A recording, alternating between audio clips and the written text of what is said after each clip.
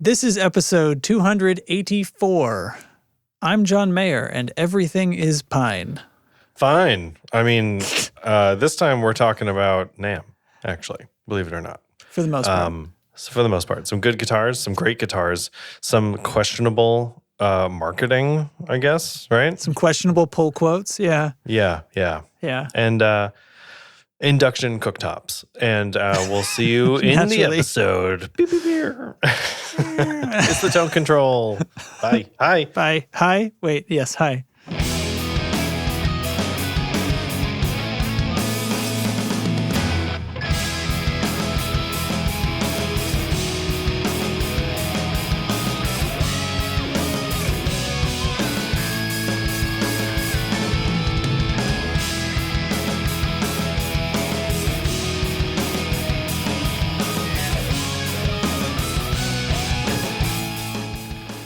Hi. Hi. I beat you. Yeah, I saw you going in for it too, and I was like, nasty work. Gotcha. Swooping in there. Zoom. Yeah. All right. How's it going? I'm good. All's good over here. The interesting thing that happened to me since the last time we left our heroes was my wife broke her toe very gruesomely and excitingly. Okay. Yeah, what's going on there? Yeah. So to tell this story in the most dramatic fashion, I was in the middle of doing my other podcast. So I'm like down in the other basement room in my house, in my game room, talking with people. Wife is at her friend's house, and there's this little thing where like I probably could have like saved her a little bit, but like she texted me she called me, and it was like, I'm on my podcast, maybe you forgot because it's not, whatever. Yeah, okay. And then she called me again, and I didn't answer, and then it stopped. And I was like, okay, she saw my text. She got the message. Cool. So then like a while later, I'm still on the podcast, and I hear her call to me. And like in your house. In distress. And I was like, oh God, guys, I have to go. Like, finish on your own. Like, what? And I dash off. We don't do video on that show. Okay. And it's like she's dragged herself from the car. She drove home, dragged her with the wrong foot, dragged herself across the house to me.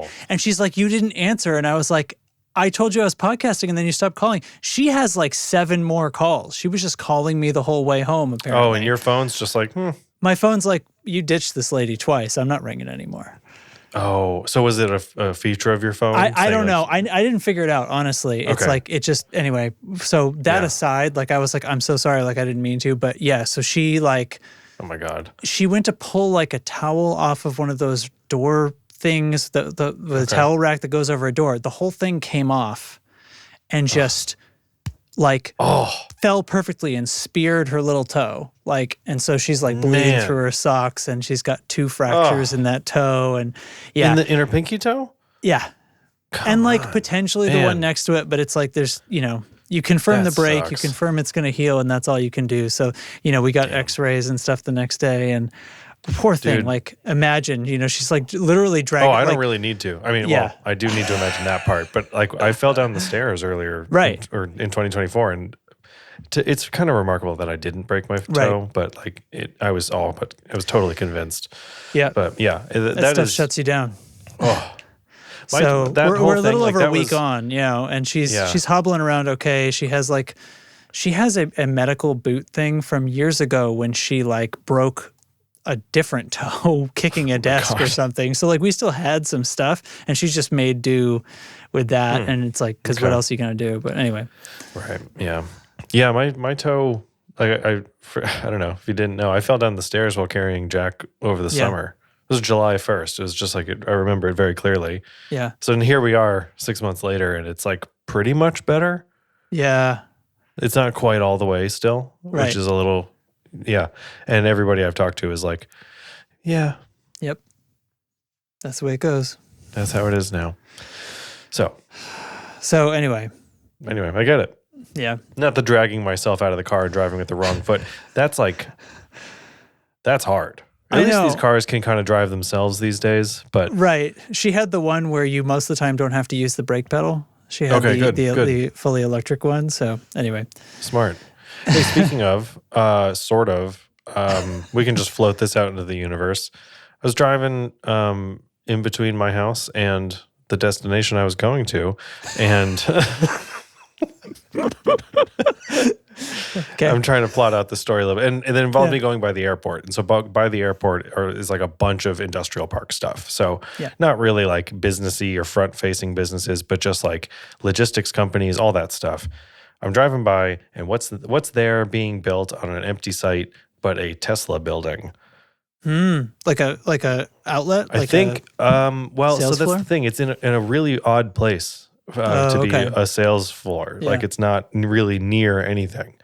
And especially maintenance or something. Yeah. So I'm thinking it's a service center or something like that, because it's also too small to be a factory. Like it's not a factory. Right. So, they order. I mean, they're largely special order anyway. So I guess. So I wonder if I'm about to go from seeing a Cybertruck every week or so to way more than that, and I don't want that to happen. You think the Cybertruck thing is going to keep accelerating? Because I kind of feel like they were on the other side of that hill. I don't know. I am also a little curious if we're going to see any local, because the sign just went up, and I'm wondering if we're going to see any sort of local resistance to that, whether it be, I don't know, vandalism or protests or something. I'm not sure, but yeah. I don't know. There's there's layers to this too. There's a lot now. Yes, there's a lot now. Yeah. Anyway, it's in better news, I guess. It's NAMM. It's NAMM. So is it still running? Are we in the thick of it still, or is it over? I forget. I think it's still going. It's like a week, right, or 4 days or something like that. Shoop is in the chat. Our pal Shoop was there over the weekend. It ended on Saturday. Okay. So he was there. I think that used to be only merchants, and now there's like a public day. I'm not totally sure if that's true, but it's back big time. And some of the stuff that came out seemed really awesome and felt to me a little more of like a return to form of like, hey, everybody, how great is guitar, right? Just,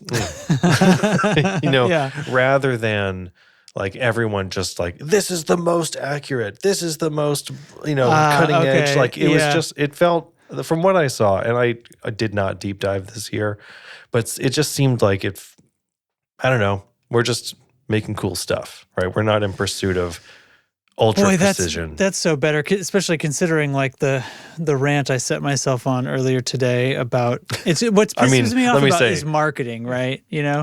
That's the difference. Yeah, I think that's what we're uncovering here. So because that's going on, like CES just happened as well, and like the same shit, So the news is all the rage of all the products, and the thing is like, you literally, I heard a discussion about this today. It's like as a commentator on this stuff, you have to waste time dispelling the marketing bullshit before you get to the like, here's what's legitimately good about this product or thing or advancement, and you can't, it's couched in that invariably. And it's like, if they just left that bullshit out, so this is good for me to hear, right? Like maybe there's a little less bullshit.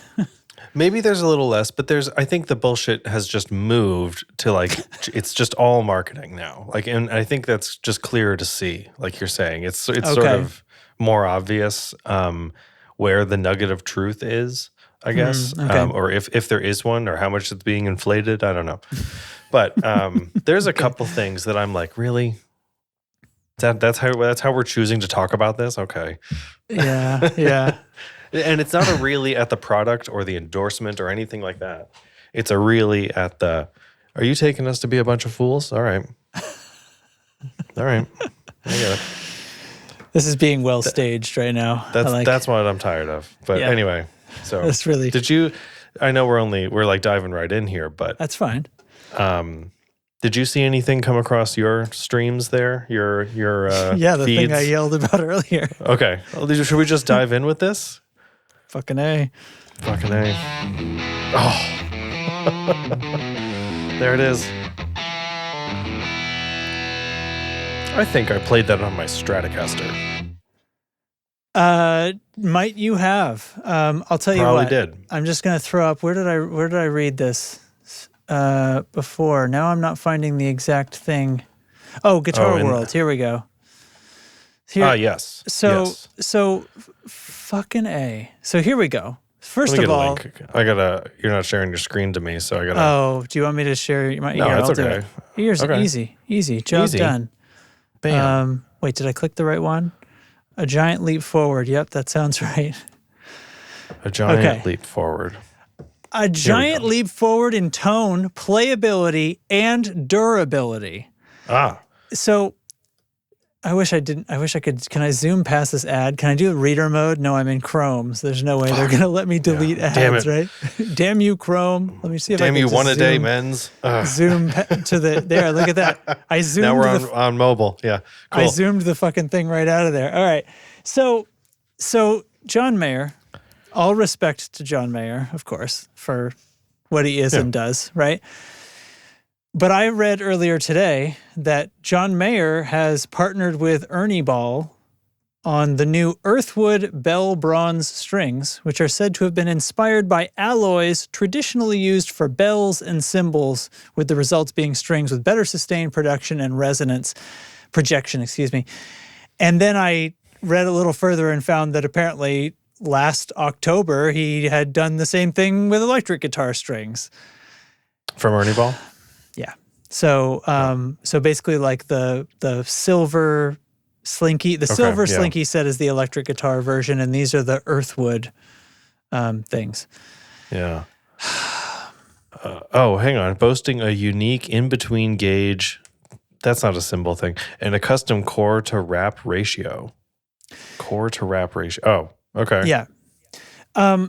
Okay. So the thing that I hated about this, and here's the thing, right? Here's the gist of it is like right there. Just tell me, hey, I actually think it's cool to like change the winding ratio in this way, and here's how I've laid out the gauges, and I think this is pretty rad, and I think you'll like it. And there's like a light version and a heavy version and blah, blah, blah, right? And the talking about like, here's why I like this. Right. Here's an example. Yeah. It's a signature pack, right? Like a signature guitar. You pick the stuff you like on a guitar, and then people are okay, great. Like there's a million guitars out there, but this is the one that maybe I identify with because I'm a big fan, or maybe I like the choice. You know, there's a lot of marketing reasons why that works out really great. Have signature model guitars. Totally. I have no problem with any of that. It's the shit about like inspiration from can I even find the quote? Like the alloy Ernie Ball ended up creating with that percussive inspiration is patent pending, and the company says it helps produce a richer, fuller sound than any other string in our catalog. And there's something in here about Neil Armstrong, and there's something in here about John Mayer saying they sound more piano-like or some shit. I don't buy for a second that like slightly adjusting the tin ratio in the bronze is what this is about. Right, especially when right there he's like, well, I'm kind of customizing my gauges, and I changed something about the winding to core, winding to core ratio. That's like a fundamental bit of string tech, right? And maybe it's good, maybe it's bad. But I'm left like, so you're telling me that in the decades of guitar strings, ellipsis, you know what I mean? Like in the hundreds of years, let's just take it all the way back, right? Somebody was like, oh wait.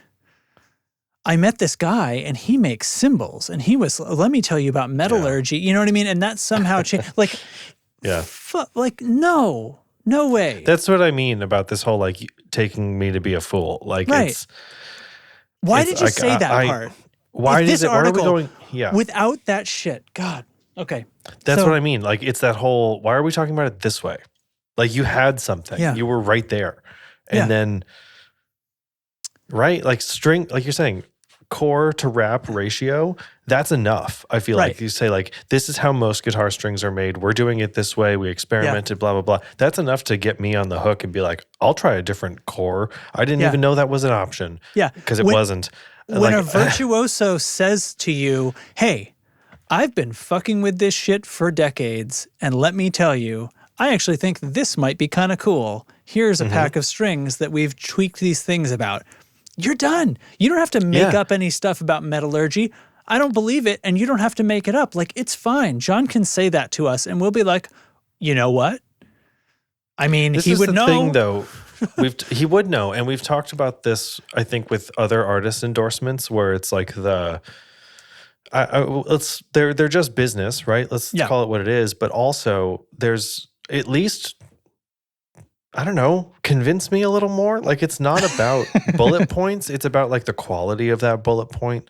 Yeah. And I think like you're saying, if John Mayer's like, here's the deal. This has been my sleeper project for 10 years. I've been, I've been hand winding strings with different cores in my basement. This is it.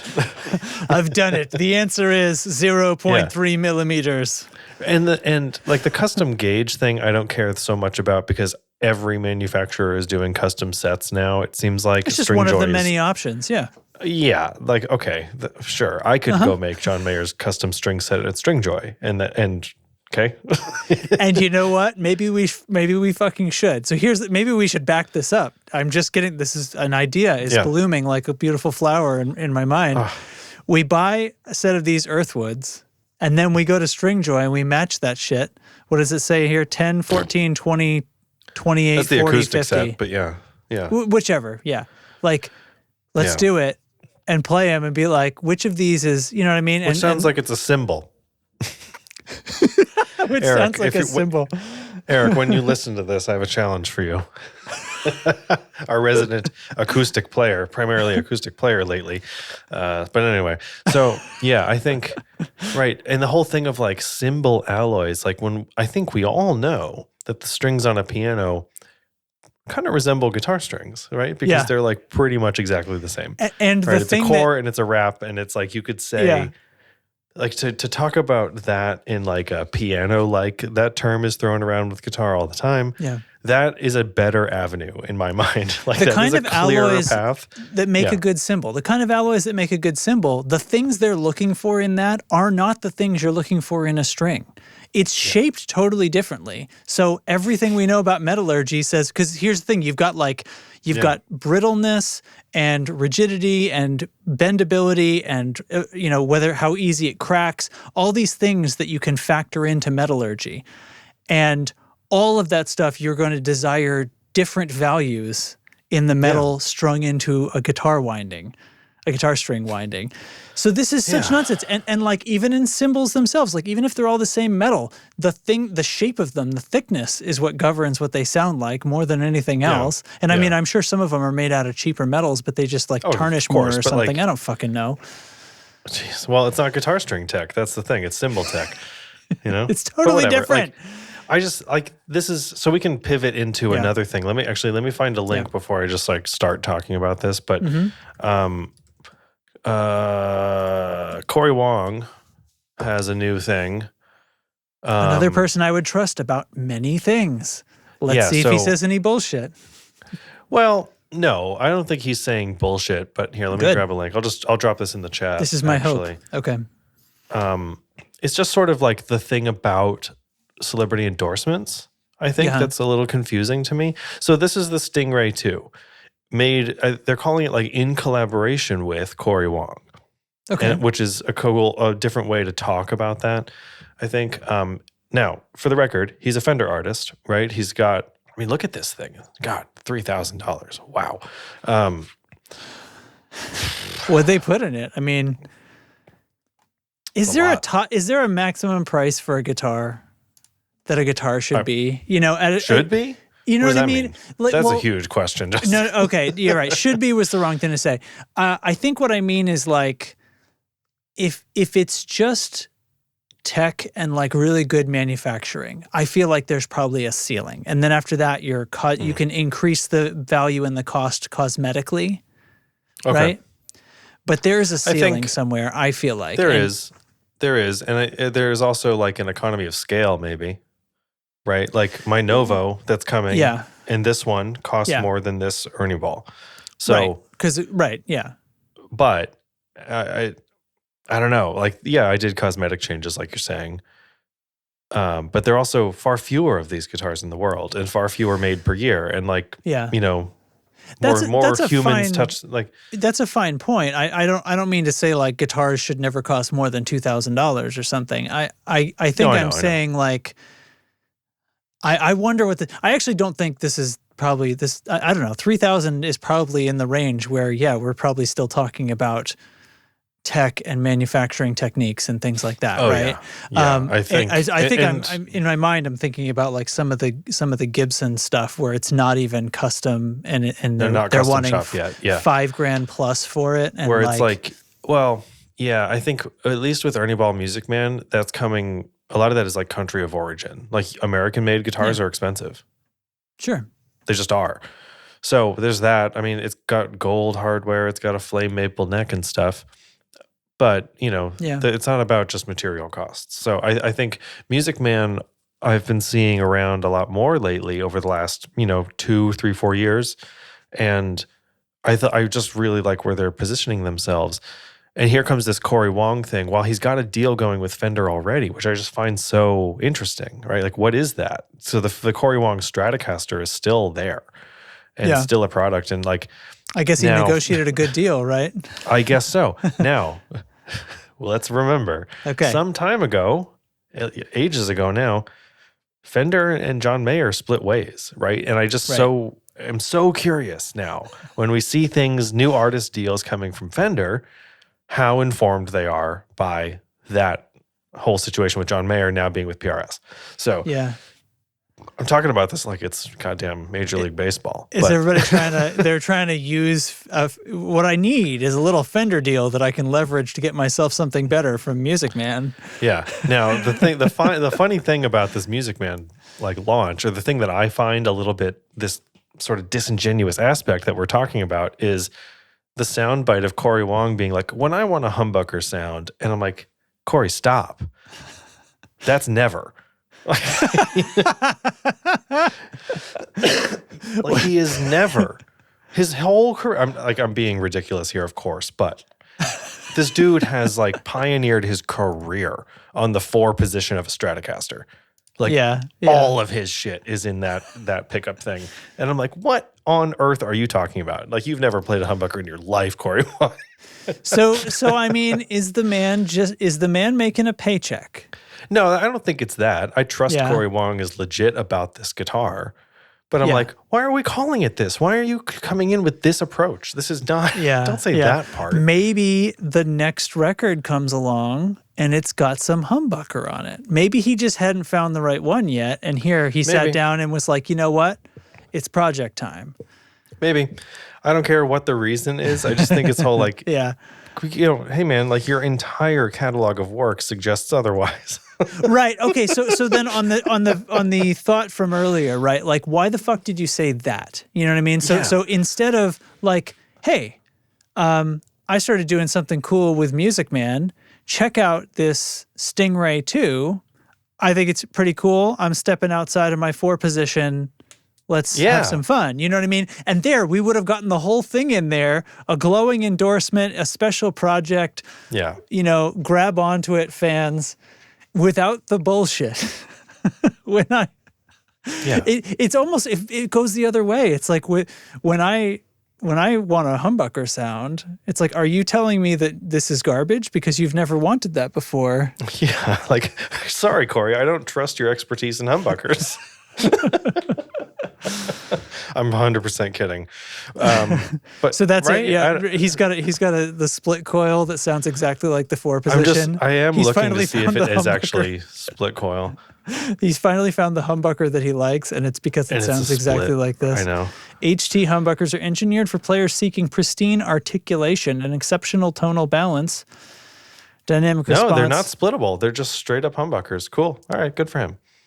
Yeah. 3-way selector, volume, tone. Just the wrong quote. Yeah, just a little bit off, But Yeah. Oh, well.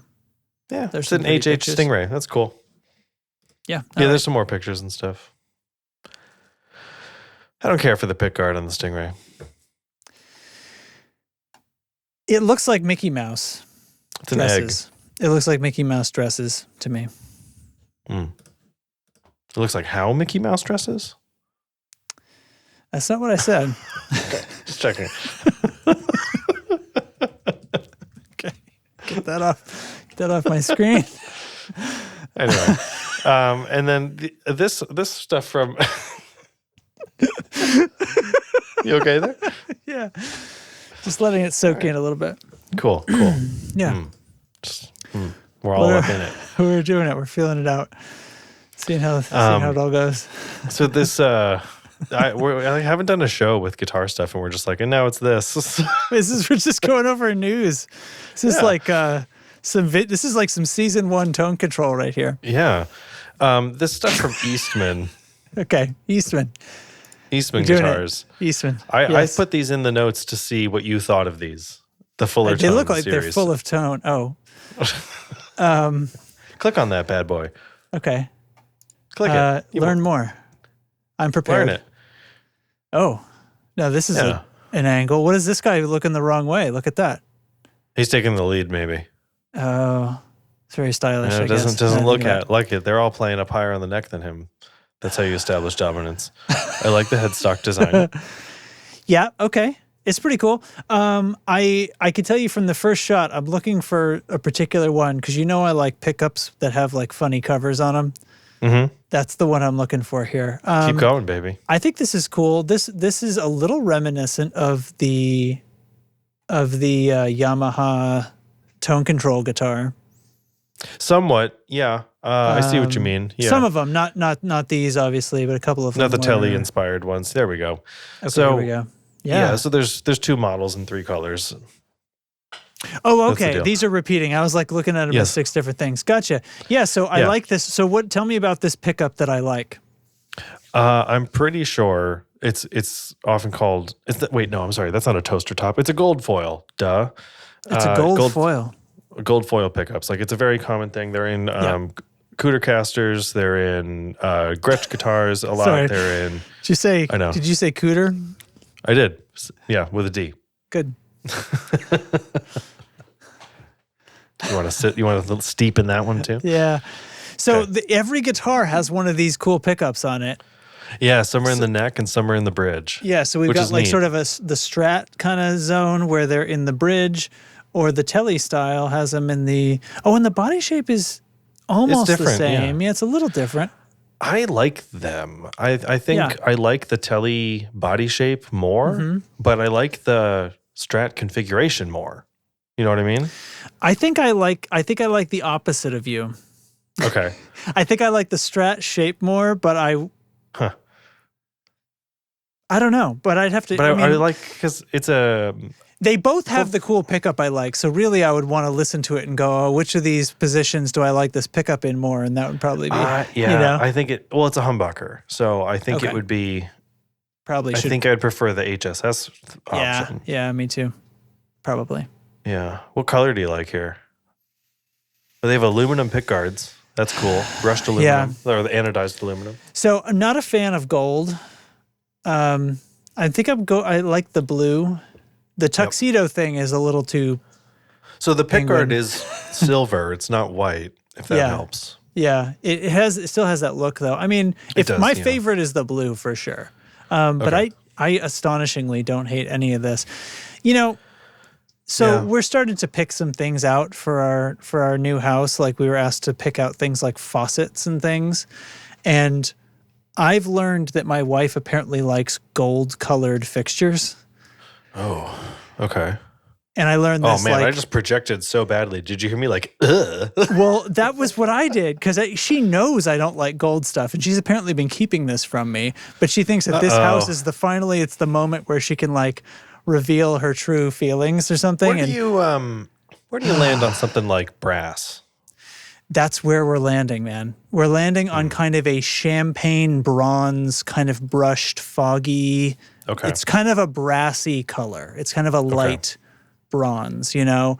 Yeah. And that's So going to it's be not okay as, with like- her, you know? Yeah, exactly. Because gold stuff, it's like the high reflectivity. No, you know, I don't want something. The shinier it is, sparkly. and like the more of that pale gold, or I mean, if it's really shiny, you know what I mean? But a brass, for some reason, has an industrial quality to it that is very practical.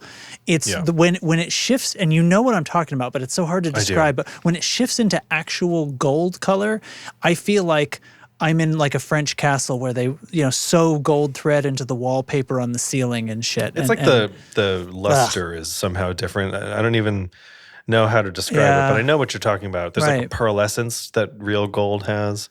Yeah, but it's not just the difference between being glossy and being brushed. Right. Like, although I hate glossy too. I hate glossy completely in my fixtures. But anyway, yeah, it's not just that. It's something about it. Yeah. So. But yes, scroll brass, down on this page I can for get a away little bit. with. Okay. We go down. I just want you to look at the neck joint on this if you keep going. I don't hate the color on that. Look at this. Now here, brass. Look at that.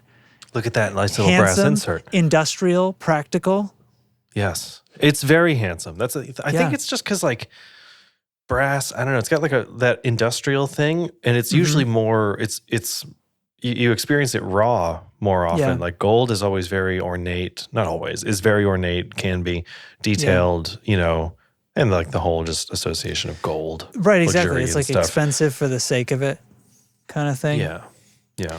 I like this finish too. I like the, like it's not matte, it's like eggshell or something, right? Like it's like satin, but no, maybe eggshell is a good word for it, but it's not textured either.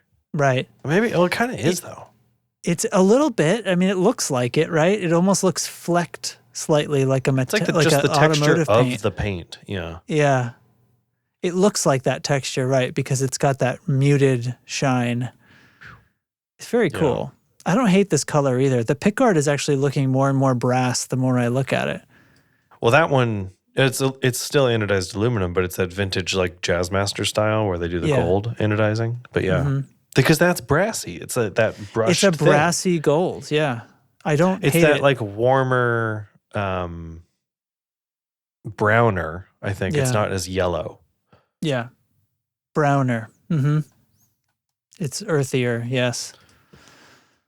What have I stumbled into now? Check this bitch out. I don't even know what that is. Holy fuck. I want to know about this, like this distressy one. You've done it. This has like this has kind of a Firebird thing. Look at that. Excuse me. It reminds me also of some of the I'm gonna check in here. Hold on. No, not a dealer. No. How come I can't learn more about this? It reminds me of some of the Collings guitars a little bit. What is it? The Juliet?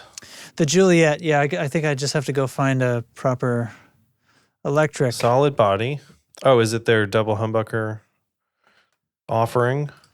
Oh, look at this one, Derek, with the hang on, sorry. Oh man. We're just like shopping their guitars here. Look at this guy. Oh, there it is. Is this yes, this is it. The Juliet. Learn more. Here we go. We're just shopping Fullertone. Fucking, what are you bringing me back here for? What are you doing to me? They're sharing all the same page. So this is all I get? Is if I scroll down here. Hold on. Let's go back to this D'Ambrosio. This is beautiful. This looks very Collins. What did I do wrong? Romeo? D'Ambrosio. Let me put it back in the chat for you there. Oh. Yes, please. Bonk. Okay. Yes. Okay. So now we're looking at similar body type, right? But black or it's dark almost pickguards. more like Les Paul Jr. body type. A little bit. Yeah. In fact, reminiscent in the paints too, but we've got a heavily like obvious deep wood texture, kind of a pine. They look like pine to me with that softwood kind of way that, old pine comes out. Yeah, it's like my Novo. Like it has the raised grain. And like this finish, look at all the brass on this. God, look at it. See, it's the saddles. It matches the pickup covers, the gold foils, and look, they put the brass tail. insert into the into the tailpiece. Oh man, that's really nice looking. It's also because brass has an uneven finish. Gold is like very uniform, you know. Brass it looks already tarnished, right? Even though it can't. Right. Yeah. But I have a brass slide. I think it's downstairs. Yeah. But I've had it for decades now, and it has high this mass thing about it. Yeah. Yeah, it is definitely too big for me. The brass tacks, Eric. Oh, look what they're doing with the neck joint. Look at this. Like, what is this little thing? This little L tongue thing they've created here. Look at that business. The fuller tone neck. More tone, more sustain, more stability. At the heart of the Ambrosio, the D'Ambrosio series design lies a beautiful innovation, the fuller tone neck, envisioned and brought to life by master luthier and head of design, Otto D'Ambrosio. This completely new long tension 2-bolt neck to body connection redefined. I have to describe this for the audio listeners. Yeah. Sorry, I'm researching something here. You do you. Okay. So the neck is being fit into this guitar. We're zooming in. The neck is being fit into this guitar, and there's like an L-shaped piece on the base of the neck that is sort of like tongue and groove fitting into the body. Yeah. Okay. I'm back. Yeah. So it's a neck heel, but it extends beyond the end of the fretboard, both forward and down. It's like a step. Yeah. Like you'd have to insert it and then lay it flat. So it seems like you'd be able to screen. You'd be able to bolt the neck into the body, but also have a bolt that's sort of running parallel to the way the neck goes. But because check out the of neck the depth pocket. there. The neck pocket. I mean, it's got room for that thing. But look at it. It's curved to match the back of the neck. It's not flat. Of course. Amazing. Of course. That's beautiful. Innovation. It's like somebody. It's like somebody at. It's like somebody at Eastman Guitars went and like found a cymbal smith and like learned from them about metallurgy and then brought that to guitars. And he learned what a curve was from the cymbal guys because they deal with round things all the time. This is what it is. See? Yeah. We figured it out. I like that. Sorry, I'm still researching. I'm writing notes. Okay. Eric, you missed me yelling about the strings already. Sorry. Yeah. I might not be able to go over it again. Yeah, if you were on time. Anyway, this is a cool guitar though. Like I still think this is a beautiful instrument, and I look at that. Oh man, it just gives me like. That's what it is. It just gives me some Collings vibes and stuff, but they're like gorgeous. Oh. Yeah. Cool. What else is on this page? Keep scrolling. All right, here we go. There's some more stuff scrolling. they're building. Look, they're putting in that sweet brass joint with their hex. Yeah, with the threaded insert thing. Yep, hex screws. Oh, just giant chunks of tree. I think that's made of those. Wildfire burned Phoenix pine is one of 2 tone woods that serves as the heart of the D'Ambrosio series. Roasted Phoenix pine. Well, I was right about it being pine, so that makes me feel excellent. My incoming Novo will also be pine. This Novo is pine. It's awesome. That's cool. I just got to the part where they said it had smoky overtones, so I'm gonna give them a gold medal for that one. If you're gonna make up shit in your marketing, it better be this good. A+ over here. F- Ernie Ball and John Mayer. I agree. Smoky overtones. Has an oaky afterbirth. Afterbirth. Yeah. Jesus. It's the Michael Scott bit. Anyway. Moving on. I'm still scrolling. Our thoughts on the future of the solid body. Okay. Jesus. I'm not going to read it with so much intensity. I mean, the very future of the solid body is right here. I don't know. Jeez. It looks like they're rubbing a glaze into this. It Something looks like so that, awesome. Yeah. They're adding more visual interest to the texture of the smoked pine. Yeah, the natural's cool. I like the natural. Yep. I like that that turquoise with the tortoiseshell guard. That looks sharp. Yep. Got a Novo vibe. Also has a Collings vibe. It's like if Collings Body Shapes had Novo wood treatment. Mm-hmm. Look at that headstock. Dang. Yeah. I like that. It's very, very cool. Very cool. A little configuration option, Telly. You got to go with the double gold foil. Get out of here. Like, that's the only option. The silver one over here, yeah. All the way on the, yeah. They look great, but this one, holy cow. It's that brass in the tailpiece. 100%. Imagine, Derek, strip that brass out of the tailpiece, put just like a typical stop tail on it. You'd have looked past it. It'd be fine. Yeah. It'd be good, not great. And, you know? Yeah. So, and that's look at my this thoughts guy. on... There he is. Man. Otto D'Ambrosio right there himself. Otto D'Ambrosio. Damn. Join our family. Jesus Christ, he's so forward. I can enter my first and last name and email address and postal code, and I'm in his family. Of his family. I wonder if you got a guitar. He's very That'd be friendly. nice. I figure his family members probably get guitars.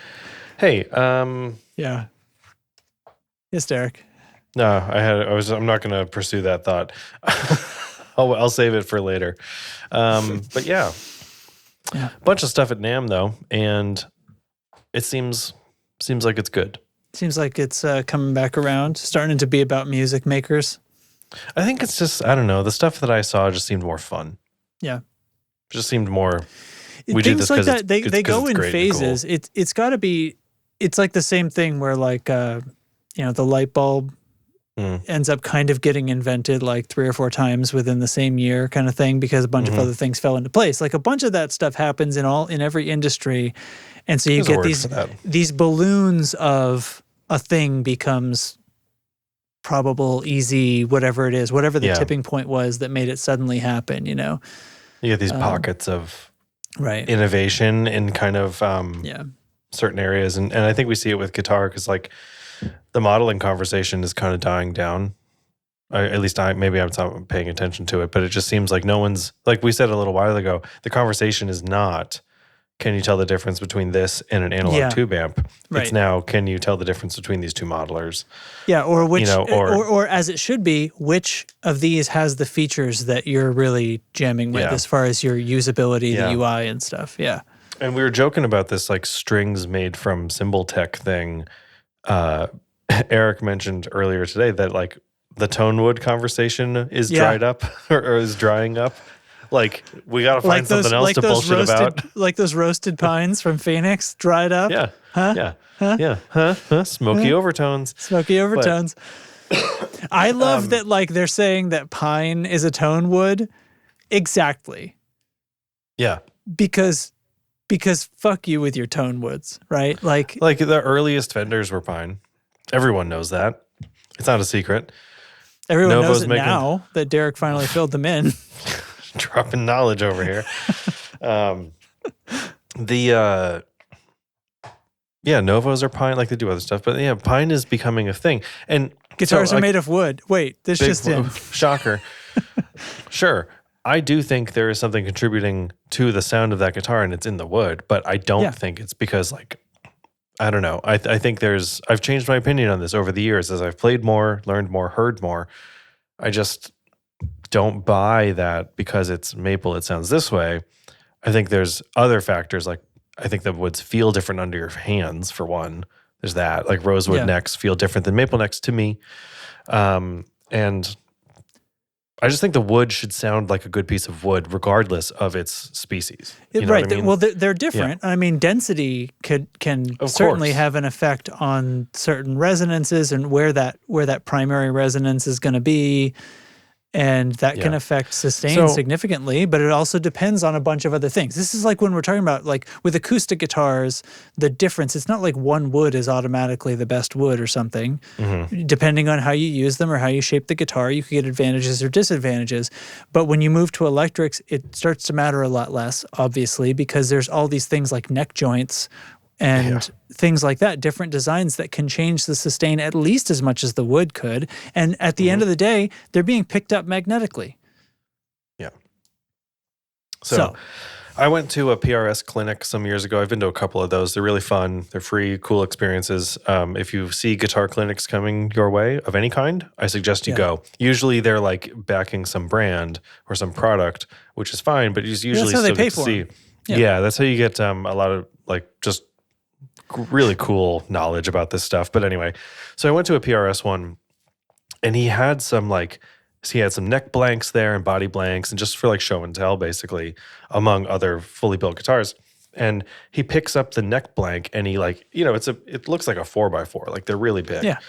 And he's like just holding it on one end, and he like knocks on it like you'd knock on a door. And it sounds like a marimba. Like it sounds like tung tung, like it's got a tone.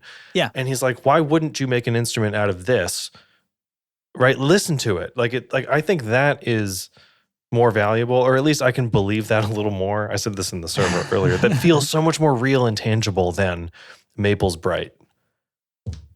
Right. Well, okay. Now if he had 6 different blocks of wood and they were from different species and they were different shapes or species, let's just keep it even. They're all the same size, and then you'd be able to tunk tunk and then hear what's different about the other one, right? And then you're like, aha! Now, like, look, we can create this variance. Yeah. And that's what I mean by we do it. I think the wood should just sound like musical wood. Like it should sound good. Yeah. Don't pick shitty wood. And an actual 2x4 at Home Depot, it makes a sound when you knock it, but it doesn't sound like a marimba. Right. Because it's there you go. Building pine. This is, you know what we're coming back around to, Derek, right now? Pine. Yes, it's pine. Everything is about pine. No, it's like I started a book today called The Pines. Thing That Makes Wood. Did you? No shit. I did. It's a Blake Crouch book. It's part 1 in the Wayward Pines series. It's called Pines. Oh my God, there's even more pines. Oh my God. But think about it. Wood that's really good for building a house is not the same as. So nobody was making a guitar. Dude, my house sounds awesome. I took here I'm John Mayer, and I went and I got talking to some carpenters, and now I've come out with my signature guitar neck, and it's. And by the way, I also met some guys who make cymbals, and now these are my guitar strings. No, this is what's wrong. But what about the pick, John Mayer? Where does it end? Yes. So I talked to a turtle. And now, sounds like a children's book. It's like, Jack, I brought a new book home, so I talked to a turtle.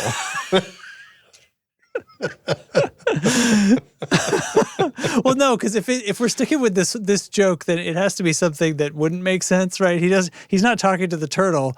He has to talk can I have to your shell? Yeah. He has to talk to. I mean, I don't know. He went down to the National Mint about how they make nickels, and that taught him a lot. And now he went back, and now he has this new line of picks that are made of metal. I don't know. I mean, made of nickels. They're just actual nickels. I talked to a monkey and I learned all about opposable thumbs. That's where the tone is. Tones in the thumbs. I don't know. I think hey man, like we say here at the Tone Control, if it sounds good, it is good. If you like it, who cares? Fuck the rest. Fuck the haters. Am I right? Yeah. I think Fuck the Haters has been our theme song from the beginning. Yeah. Or something. Yeah. Or something. So I don't know. I mean, what else you got? Do you have a thing of the week? He said looking around his office trying to find a thing of the week. Jesus Christ. Would you believe I forgot that we do that? I would believe it, Justin. Believe it or not, I would believe it. What do I have here in my immediate vicinity? Property tax bill. Ooh, nice. I got my taxes right here. Oh, actually, you know what? I'll I'll talk about a product that I became exposed to in a legitimate way and chose to buy this past week. It is an induction range. Oh, no shit. Because, like I said, we were picking out stuff for our new house. Yeah. Oh, should I put a thing in here? I'm going to put a thing in here.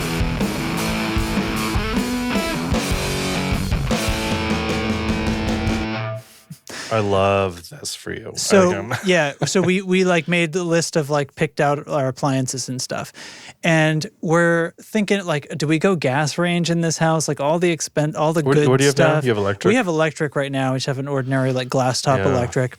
Do we go gas? There's all this stuff now coming around about how like, it's better for cooking, but gas is like maybe not good for you. And there's all these things that might happen about spending years. I don't know how the science is really going to shake out on that, but it's like, I don't know. And the guy's like, well, have you heard about induction ranges? And I'm like, well, yeah, I mean, I heard that has something to do with magnets, and I'm picturing like you have to buy like a special pan, and I don't want to Some pans you do. I don't want to have to be like locked into the thing. And he's like, well, no, not really. They just have to be ferromagnetic. Yeah. And then while he basically says that to me, and I was like, your world opens up. I realized I have it wrong in my head. They don't lock into the surface. It's the same physics principle that charges your phone wirelessly, except it's just doing it so hard that it heats up metal, right? It's just doing it wicked hard. And so he does like the demo for us. So we've got anyway, we chose to buy that one, obviously. Yeah, I've heard, there's a difference too, where it's not an element heating a pan, it's that the pan becomes the element. Right, exactly. And that's a very distinct thing and a very subtle, but there's nothing under that glass but magnetic coils. And so he puts water in a pan and brings it over. So it's just cold water out of the faucet, turns it on, maybe 20 seconds, it's bubbling, right? Jesus. So we're in the like faster than gas zone. Way faster than gas. Because what it's doing is it's causing the pan to become hot. It's not getting hot. The surface is not getting hot. The pan is getting hot because of the alternating magnetic field. And then he picks it up and sets it aside, the boiling water, and just puts his hand on that, on what the burner would be. Because the glass is a little warm, but it's only like residually warm from the pan. So he's like, look, you spill food or something boils over, it doesn't cook onto this surface. Because this surface is like maybe uncomfortably hot, but not burn yourself hot at any time. Not dangerous hot, Dude, I love cooking with gas. Like I do a lot of cooking, and I do really love cooking with gas. I've had both gas and electric, and we didn't have the choice for induction when we got our current range, but it was like really expensive at the time, and people were buying like single, like hot plate sized induction tops. But I will absolutely be looking into it the next time I have to buy a range, but that's killer. Yeah, I'm very jealous. I mean, there are cheap ones now, which you don't advise to buy the cheap one, but like from the line that we were looking at with the induction range, like we got kind of middle of the road kind of stuff, and we're actually saving on some of the budget that was pre-built into the house. So we're able to like fit a cheap washer and dryer in without spending an extra penny, even though this range is like $1,000 more than the other. You're just taking it from elsewhere. Yeah. But I'm like, I would way rather have this. I love it. I mean, it's got whatever shape you want, the whole side of it will turn into a giant rectangle shaped burner if you have one of those big griddles. Yeah. Because you just tell it, combine these, and it fills in the edges and stuff. It's got coils everywhere. Fantastic. It's pretty neat.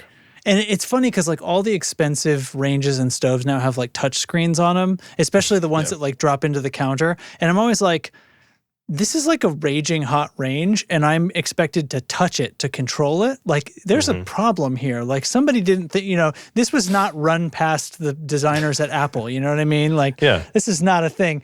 But this thing, on the other hand, it's like, it's the opposite. I'm okay touching this one, So, what's the amperage? I don't fucking know, man.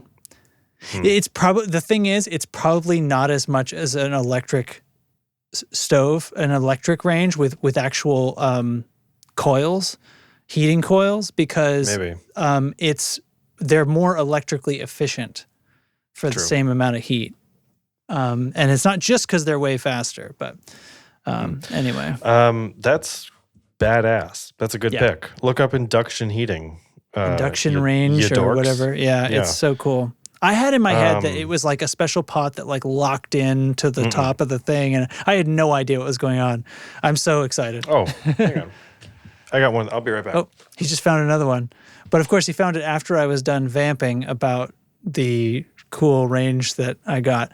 I'll talk about something. The fridge we got has like glass panels instead of metal, so the whole thing is like a dry erase board. You're gonna live in the future here, man. Yeah. My thing of the week is IG-11's head. It's like Derek's getting a time capsule. Oh, cool. Yeah. So I have started using ChatGPT to help plan my approach for GraniteCon, which is my local Comic-Con convention. So I'm sorry, just to be clear, the robots are helping you build the robots. Got it. That's correct, Justin. Yes. Great question. Thanks for asking. I think this is the plot of Terminator, but I can't quite remember. Hey, need I remind you, yours is looking at you right there. Oh, shit. He can see me right now. So, yeah, I have been using ChatGPT a ton for work and for otherwise. And I was like, I need a simple project management thing to get me on track and help me just keep track of like to-do lists and a place to collect ideas and have those ideas like air quotes considered and returned to me. Is really, really helpful for me. So I am like, I have all these things I want to do, I have to do, and these are like my current inventory and all this stuff. So I'm like planning from now until September when the show is to like how I'm just getting more and more granular down to like the month, the week. Like I have to have this done this week, this done that week. It's not really that specific yet, but I'm hoping to get like really focused on it because I have so much to paint. I've been like printing. I've been printing all winter. So I've got 3 droids anyway that are in progress. I'm looking over here at my battle droid that's naked. IG-11. This is not very Another many parts. tall boy.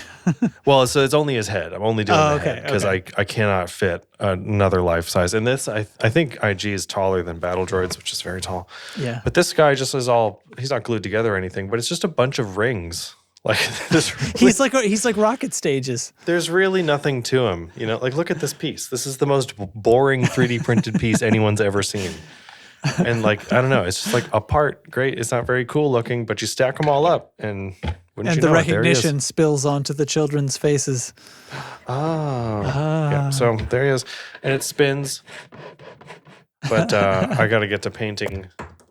This. Oh no, you broke it. Now I got to start over. Oh. Dang it, I don't. It's pressure fit. But yeah, I've got like SM33 going downstairs. I got IG-11, B1.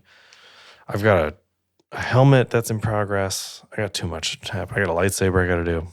You need a heated spray shop like I used to have when it was my job back in New Hampshire. The other day it was like 40 degrees here, and I was like, I should do some painting. Yeah. And I was like, no, there's still 6 inches of snow outside. Yeah. It's still like 40 degrees and awful. And I'm like feeling, it's so much warmer today. It's definitely still not warm enough to paint. Yeah. It's funny, the cold snap, which hit here too, and I had been feeling that I was sort of like losing a little bit of my New England after 10 or 11 years being here, because I like, and I'm like, no, it's not that. It's that I'm old and decrepit. I'm like wearing socks around the house at night and stuff like that. Things that I never used to do because I live Hold on. All right. Okay. Just for me, like, look, my one night we were watching TV and I like put a blanket on my legs and feet, and my wife almost called the hospital because that is how far outside of my character that is. But I'm like, I don't know, man. Bodies change. I'm like going to be 42 in a few months. Like, I don't know. Maybe that's affecting it. But the cold snap kind of breaks and we have like that 45-degree day and the sun's out. And I took the dogs for a walk in a sweatshirt and I was like, still got it. Yeah. All right. Still got it. Cool, after the 9-degree mornings where I was like, it's probably not safe for my dogs, but I'll do it if I have to, Dude, I didn't, by the way. I didn't walk the dogs in that weather. We had some sub-zero mornings here. And, when you have a toddler that doesn't really want to wear a hat. Oh, no. Yeah. Yeah. Sorry. But you're like, dude, we're in the like 30 minutes to lethal zone here. Yeah, and then we go outside. You got to put a hat on. Oh, he'll get a sweater or something, whatever it is that we're dealing with. He'll get outside and he'll be like, cold outside. Yeah. Like, yeah, so you want that hat? Yeah. There you go. That's the best. That's the cold is the best teacher, I think what I was about to say. So, although he does the thing where he obviously completely freezes in place when he's like disrupted like that. So he's cold. His hands will be cold. He'll stand perfectly still. My hands are cold. I can no longer help myself. Yeah. Anyway, let's boogie on out of here. Let's do it. Thank those patrons and such. Thank those patrons and such and all of their great, glorious names. Thank you all for listening and hanging out with us and hearing some rant about what turned out to be mostly, I think by the minute, as far as the percentage go, mostly good stuff that we're excited about. When you look at it on a scale of minute by minute, the Tone Control is an amazing podcast. It's great. It's absolutely great. When you string those minutes together, however, the cracks start to show. I don't know what else to tell you. I am so thrilled to have everyone listening to the show and hanging out with us, and I have very much enjoyed it, and I hope you have too. And if you enjoyed it very much, you can join us, join the supporters in Patreon, and the links are in the show notes, blah, blah, blah, blah, blah. And that's the truth of it all. Yeah, and listen, you get the eternal love of the Tone Control in your name and our post read, but also that's what helps fund giveaways for this show. Yeah. So. Yeah, let's talk about that in 2 weeks. It's because like why wait? And so thanks to the patrons for making that sort of stuff happen. Thanks to Rabbi Bob at the top of the list for winning the contest last episode. Wheg Mite, Carson Ricketts, Matthew Fenselau, Riesenwolf, B-Gow 69420. Although right now it says I stole Derek's bit. So anyway. Oh, there should be more of those. You got there's more. Oh, there's so many people are doing the name thing. Okay, Andrews Walsh of Andrews Alcove, Sean Wright of Lollygagger like Effects. Skipping bullets. I stole Derek's bit. Oh God. That's all right. So many people's names. All right. Thanks. See you later. All right. I guess see you later. Bye.